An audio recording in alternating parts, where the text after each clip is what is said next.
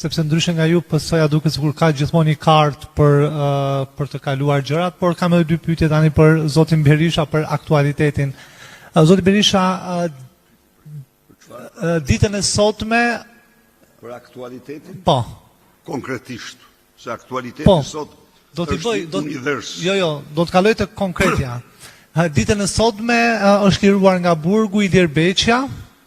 Ilir Beqja është liruar nga burgu. Po. Dhe keni një koment për këtë, dhe pyetja e dytë ish zyrtarja e lartë e Partisë Demokratike, zëdhënësja e marrëdhënieve me sekretarja dhe antarja kryesisë është emëruar nga kryeministri Rama në krye të Agjencisë Kombëtare të Turizmit. Keni një koment për këtë se komentet e mia janë këto. Lirimi i Ilir Beqjes është dëshmia e fundit flagrante e kontrollit të plot dhe total të sistemit të drejtësisë nga Edi Rama. Totalisht.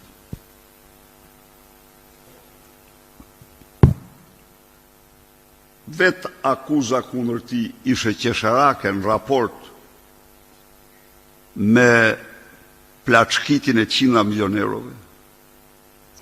Mos harro se sterilizimi dhe iniciator është Edi Rama, të themi të sinqertë, më kemi kështu, të dilte në ekran me një gërshër të thyrë dhe një pincë të ndryshkur, se jam me çfarë operoheshin.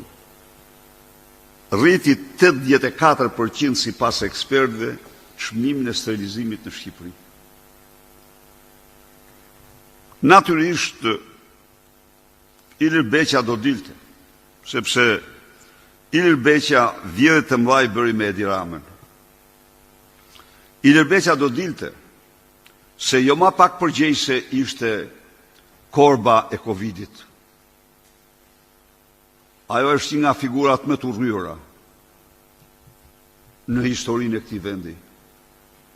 Përgjegjëse me qëndrimet e saj kriminale dhe të Edi Ramës për 20.000 vdekje shtesë nga Covidi. 20.000 vdekje shtesë. Jo ato të Covidit, po mbi Covidin. Do më thanë që Covidi në Shqipëri u zhvillue më rëndë se në çdo vend tjetër. Dhe pse? Fare të thjeshtë. Sepse Shqipëria edhe në kulmin e Covidit pati disponibel për qytetarët e saj as gjysmën e shtretërve që pati Kosova. Kosova kishte 1200 shtretër, Shqipëria kishte 500 shtretër. Prandaj dhe biles t'i kërkojnë të falur Beqjes se e mbajtën shumë. Na falo Beqjes dhe mbajtëm si shumë. Për sa i përket tjetrës, Isa, në një narkoshtet të bazuar në drogën, korrupsionin dhe vjedhjen, natyrisht opozita, korruptimi i opozitës, burgosja e opozitës, rënimi i opozitës është politikë kryesore e diktatorit Edi Rama. Në këtë kuadër, gjenden dhe individ që shiten dhe blihen, sipas tregut të qeverisë, por i sigurt thjesht që opozita qëndron më vendosur dhe më pamposhtur se kur sot ndaj tij dhe e gatshme të bëjë gjithçka për largimin e tij nga pushteti. Kjo pa asnjë dyshim. Por një njeri që bazon qeverisjen në akte të tilla tregon se sa primitiv është si njeri. Megjithatë, unë i përshëndes ata socialistë që dogjen dokumentat e Partisë Krimit dje. Ata provojnë që s'kan lidhje me krimin. u distancuar. Edi Rama mbahet në çdo lloj përpiqje, në çdo variant, por në fakt është absolutisht i pashpres. Është një kufom e pakallur, do kallet politikisht. Undëm? Përshëndetje, Indrit Marakova, 2 CNN. Doja ta nisja nga ajo që tha zoti Boçi pak më parë, ftojmë mazhorancën ta hedhim në referendum. Pse ftojmë mazhorancën dhe nuk e kërkoni ju, zoti Boçi, për shembull? Një referendum. Po sepse ne jemi duke e kërkuar referendumin dhe sigurisht që ne do e kërkojmë, por përballë duhet dhe sfidanti apo jo në një referendum. Pra duhet dhe projekti i tyre të kalojë nëpërmjet referendumit. Në këtë rast, duke qenë se majoranca ka djegur procedurat parlamentare, demokratike, nuk ka rrugë zgjidhje tjetër, sepse edhe në raportin e tyre e pranojnë që komisioni nuk ka funksionuar. Edhe në mënyrën se si e sollën projektin e tyre nëpërmjet një propozimi nga deputetët, e kanë pranuar de facto që komisioni nuk ka produkt. Dhe produkti i sjellë në parlament është produkt i një anshëm unilateral politik dhe nuk mund të marrë certifikim nga votat e vetëm një pjesë të deputetëve. Nuk është konsensual, nuk është produkt i një komisioni dhe nuk ka tagër politik, moral, parlamentar që të kaloj. Është referendumi ai që duhet vendos cila është vlera e 2 propozimeve që qëndrojnë përballë njëra tjetrës, sepse kundërshtojnë njëra tjetrën. Ne jemi për rritjen e numrit bashkive me argumenta, tash është konkluzion që del nga një analizë reale konkrete, jo produkt harte dhe mpas analiza, ndërsa produkti i PS-s ka ndjekur rrugën e kundërt. Sikurse në 2014 kanë prodhuar një hartë dhe do e mbushin tani me të njëjtin fjalor, me funksione, me autonomi financiare, me element tjerë, për t'i mbushur mendjen vetes dhe të tyrve që është një produkt që ja vlen, fakt nuk ja vlen. Më i saktë do isha që ai produkt fare s'duhet paraqitet, fare në referendum për atë çka synon dhe në mënyrën se si është paraqitur dhe në mënyrën si është argumentuar. Ky është mendimi im personal si bashkëkryetar. Fakt, nuk është se e vendos, unë e kam opinion. Vetëm varianti ynë duhet të hidhet në referendum, ne do i ndjekim të gjitha procedurat për ta realizuar një gjë të tillë. Faleminderit. Dhe një gjë, ju lutem, thatë që do na shpjegonit pak kompetencat e rajoneve në këndvështrimin tuaj. Shkurtimisht nëse na shpjegoni si do të funksiononin këto rajone. Po shumë e saktë në ndarjen që paraqitëm, tabelën ekspertët tanë në tabelë kanë parashikuar nivelin e 2 të qeverisjes. Niveli i 2 i qeverisjes mund të jenë 12 qarqet e tanishme, është ndarja sipas qarqeve me ngjyrën e verdhë, ose në ndarjen në rajone, në 6 rajone është ngjyra jeshile që e përcakton. Sot qarqet i kemi, por i kemi thjesht si një nivel qeverisës formal, që nuk ka ndikim në mënyrën si organizohen dhe funksionojnë bashkit. Thjesht një administrat që funksionon vetëm për zgjedhje. Ne duam që ta kthejmë në një institucion administrativ, por dhe financiar. Pra qarku ose rajoni, në bazë të referendumit, të vendimarrjes së referendumit, merr ato kompetenca, cilat shumë bashki, për shkak të masisë, për shkak të financave, për shkak të natyrës malore apo të natyrave tjera, nuk mund t'i realizojnë dot, që lidhen me planifikimin urban, me menaxhimin e mbetjeve dhe me menaxhimin e ujrave, që është shumë aktivitet që kërkon ndërkohë dhe kapacitete administrative, që ndoshta disa bashki nuk i kanë dhe sot PS-ja e sjell si argument për t'i shkrirë. Në fakt, këto mund t'i marrë shumë mirë niveli i 2 i qeverisjes dhe bashkit ofrojnë ato shërbime që mund të ofrojnë, sepse qëllimi kryesor është që të shërbejë. Bashkit nuk janë ndërmarrje ekonomike, që në fund fare dalim që nuk ka realizuar fitim dhe falimenton, mbyllet. Bashkit janë institucione shërbyese, pavarësisht kostos Shërbimi duhet shkoj deri tek qytetari fundor.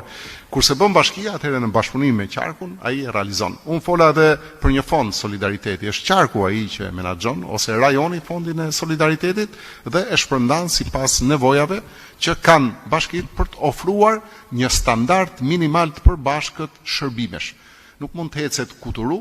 Standardi minimal duhet jetë i detyrueshëm për gjitha njësitë e qeverisjes vendore. Jo në qendër Tiranës standardi është shumë i lartë, ndërsa në pjesën e Zall Bastarit, Zall Herrit nuk ka standard fare, nuk ekziston asnjë lloj shërbimi. Pra është rregulatori i nivelit të dytë të qeverisjes. Dhe dy pyetje ju lutem për zotin Berisha. Dëgjuam shpesh sot të flitet për ndërkombëtarët. Nuk e di çfarë prisni prej tyre, nëse mund të ndihmojnë, nëse ka hapësira për dialog në këndvështrimin tuaj, duke respektuar qasjen tuaj, po e shtroj pyetjen nëse ka hapësira për të minimizuar dëmet, pra nëse diçka mund të rregullohet në këtë sens me ndihmën e ndërkombëtarëve, prisni diçka prej tyre. E dyta, nëse mazhoranca do të vazhdojë në mënyrë të njëanshme me reformën territoriale me draftin e saj, a vjet në pikpyetje prezenca juaj në Komisionin e Reformës Zgjedhore? Spari, reforma e përbashkët territoriale dhe reforma e përbashkët zgjedhore janë të përcaktuara në raportin e Komisionit Evropian të tetorit të vitit kaluar si kushte për progresin e Shqipërisë drejt Bashkimit Evropian. Kjo dhe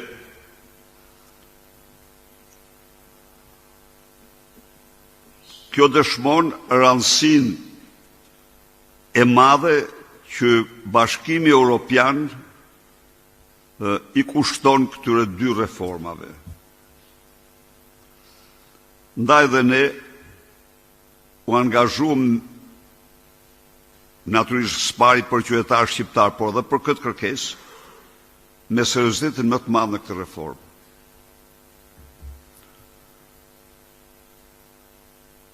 Në bini, kjo ndodhi, ky akt i tërheqjes njëanshme, bojkotit njëanshëm të qeverisë ndodhi në një moment kur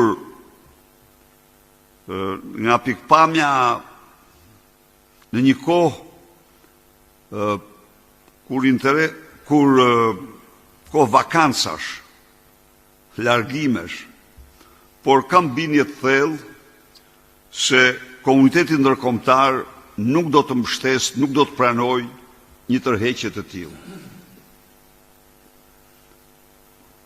Kanë investuar realisht kohë, financa, ekspert për suksesin e kësaj reforme, të cilën Edi Rama në mënyrë të papritur e përmbysi. Ne do bashkëpunojmë me të gjithë opozitën por do bashkëpunojmë dhe komunitetin ndërkombëtar për të bërë maksimumin e mundshëm që varianti në interesin më të mirë të qytetarëve të triumfojë në këtë reformë. Dhe duhet të theksoj dhe një herë, veçanërisht për mediat, se në rast se para 2014 kishte 410 njësi të qeverisjes vendore. Në total, punojësit në këto njësi ishin rreth 19.000. 19.000. Me zvoglimin e tyre 8 herë, po thuj, apo 7 herë, në 61 njësi, sot ato kanë 21.000 rrogtarë. Pra ajo që nuk u paksue bara e taks paguese, por u dyfishue, sepse u punësuan patronazhistët. Ndaj dhe ne insistojmë do bëjmë çfarë të kemi në dorë që kjo reformë të jetë një reformë për ripopullimin e Shqipërisë, të jetë një reformë për shërbimet sa më afër qytetarit, të jetë një reformë për mundësinë reale të zhvillimit të Shqipërisë rurale. Kjo për pyetjen e parë. Pyetja e dytë, Nëse mazhoranca vazhdon në mënyrë të njëanshme me draftin e saj për reformën territoriale. Ne po vazhdojmë punën serioze me seriozitetin më të madh në reformën zgjedhore. Ne kemi bindje se Edi Rama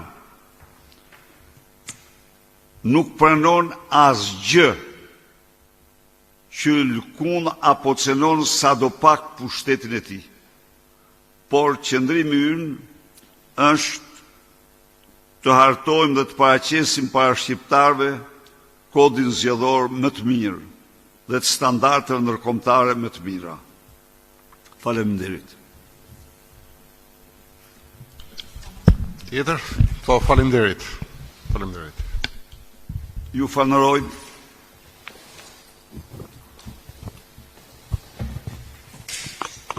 Miropafshim, Lucian. Miropafshim.